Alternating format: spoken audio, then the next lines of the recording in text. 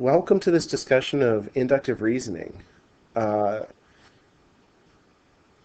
Hopefully you've read over a little bit of just kind of what inductive reasoning is and some of our basic vocabulary. Just to recap that, remember that the way that our textbook talks about inductive reasoning is that we're making an assumption based on examples or drawing a conclusion based on patterns. And when we actually do inductive reasoning, what we're doing is making a conjecture, which is an educated guess of what we think is going to be happening. Uh, and then a counterexample is one example that shows that our conjecture is false.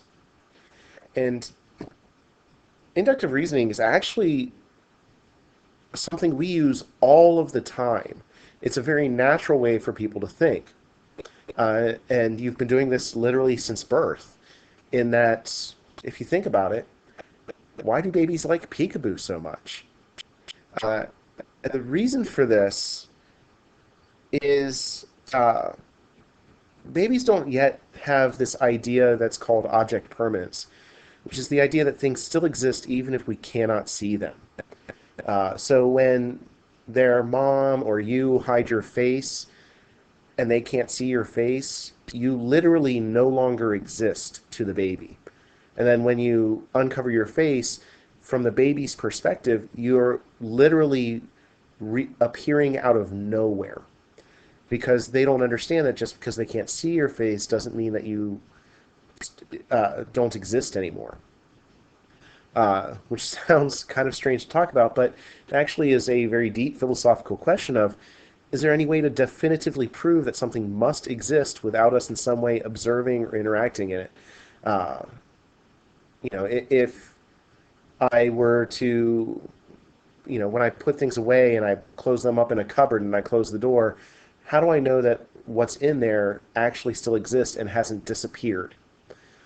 Some people say, well, when you open the door, it's still there. It's like, well, for all I know, it only reappears when I open the door.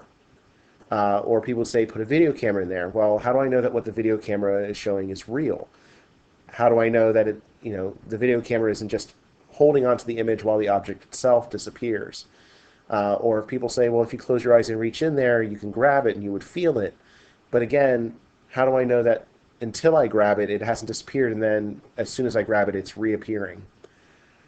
And the weird thing is we actually cannot say that something must exist if we can't in some way observe it. Uh, it's actually conjecture for us that things still exist if we can't see them. However, we've never found a counterexample of this being false. So we just assume it's going to continue to be true, because we've never experienced anything that would go against that assumption.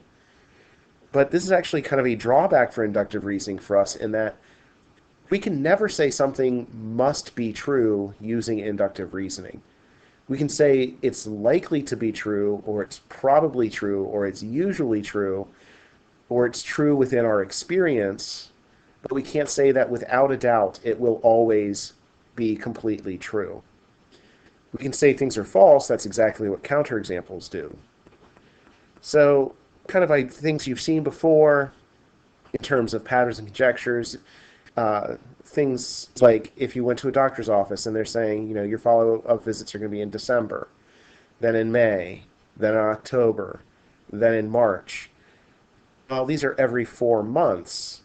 So if we went to the next visit, we would say, based on our conjecture that we're going every few months here, our next visit would be, sorry, not 4 months, every 10 months. Our next visit would be in August, because that would be, I'm sorry, not 10 months. Uh, but it's that idea of, we have a pattern, we think this is what it's going to be like. You see this a lot in math with things like number patterns. So we have 10, then 4, then -2, then -8. Each time our conjecture is we're going to be subtracting 6. Now, we don't know if that's going to continue indefinitely, but based on what we can see, that is a pattern that we can assume will still follow. So the next term would be -14. We can even talk about this in terms of more algebraic things like the sum of two even numbers. So if I add two even numbers, what type of number do you think I would get?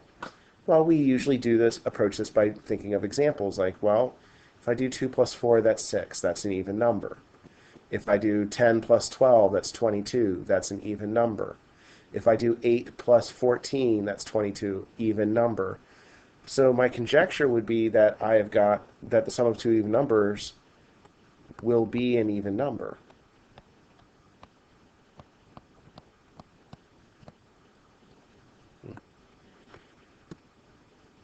Uh, but then our conjectures could be wrong, and that's where counterexamples come in. Remember, a counterexample is one single example, and that's exactly what it is. One single example that shows my conjecture is false.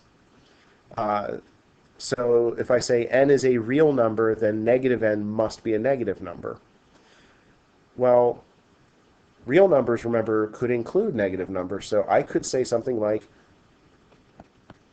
if n is negative 6, well then negative n, in other words, the negative of negative 6 is positive 6, which is not a negative number. And so that would be a counterexample to the conjecture that shows that my conjecture is false. So hopefully you found this helpful in getting an idea of what inductive reasoning is, the fact that the conjecture is the educated guess of what we think is true, and counterexamples are a single example that we can use to show a conjecture is false.